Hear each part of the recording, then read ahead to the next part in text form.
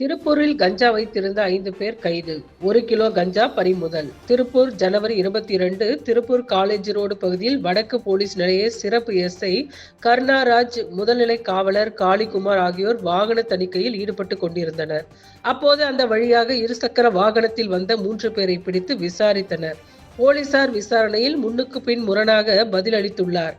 தொடர்ந்து இருசக்கர வாகனத்தை சோதனை செய்தபோது அதில் 600 கிராம் கஞ்சா இருந்தது தெரிய வந்தது.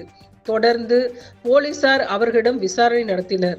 போலீசார் விசாரணையில் அவர்கள் திருப்பூர் மாஸ்கோ நகரைச் சேர்ந்த காளீஸ்வரன் வயது 28, சுரேஷ் வயது 27, அருண்குமார் வயது 23 என்பதும், அவர்கள் சிறுபுழுவப்பட்டியைச் சேர்ந்த அரவிந்தன், பிரதீப் ஆகியோரிடம் இருந்த கஞ்சா வாங்கி வந்தது தெரிய வந்தது. தொடர்ந்து வடக்கு போலீசார் அரவிந்தன் வயது 21, பிரவீன் வயது 19 ஆகியோரை பிடித்து சோதனை செய்தனர்.